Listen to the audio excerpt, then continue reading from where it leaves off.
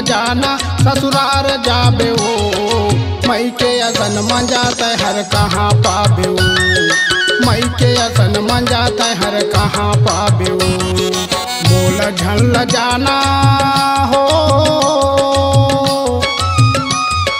बोल झल जाना ससुरार जाबे वो, बोल झल जाना ससुरार जाबे वो, मई के असन मंजा तैहर कहाँ पाबे वो, मई के असन मंजा तैहर कहाँ पाबे वो।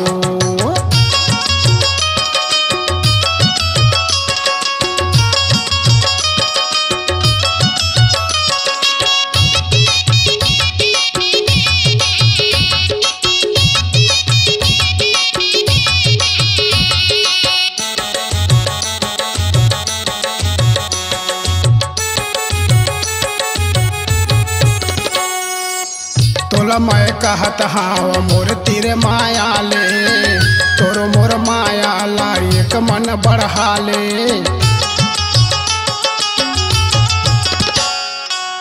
तोला मैं कहत हाव मोर तीर माया ले, तोर मोर माया ला एक मन बढ़ा ले।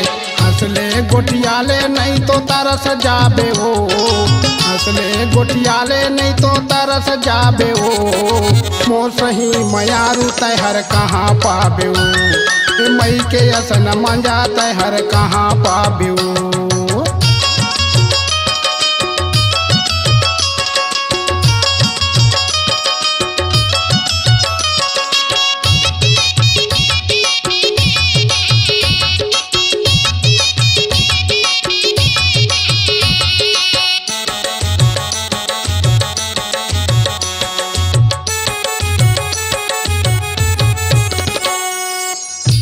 बे दुल्हनिया आही दुल्हरा जावो, झिड़कत आही संग मगड़वा बाजावो। बन बे दुल्हनिया आही दुल्हरा जावो, झिड़कत आही संग मगड़वा बाजावो। मोर मयाल तैहर गठिया के जाबे वो, मोर मयाल तैहर गठिया के जाबे वो, मई के असन मंजा तैहर कहाँ पाबे वो, मई के असन मंजा तैहर कहाँ पाबे वो।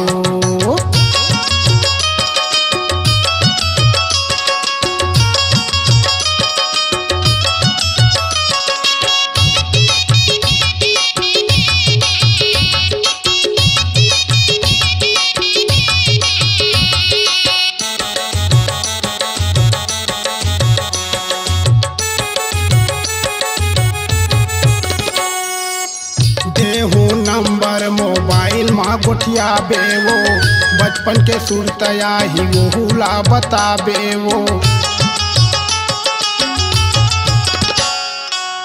देहू नंबर मोबाइल माँ गोठिया बेवो, बचपन के सुरतया ही वोहुला बताबे वो। बन के चिड़ैया उड़ा के आबे वो, बन के चिड़ैया उड़ा के आबे वो, सुख दुख के पीराला बता के जाबे वो, मई के असन मंजा तैहर कहाँ पाबे वो।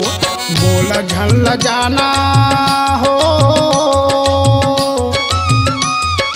बोल झल जाना ससुरार जाबे वो, बोल झल जाना ससुरार जाबे वो, मई के असन मंजा तैहर कहाँ पाबे वो, मई के असन मंजा तैहर कहाँ पाबे वो, मई के असन मंजा तैहर कहाँ पाबे वो, मई के असन मंजा तैहर कहाँ पाबे वो। अपनी आवाज को दीजिए एक नया मुकाम।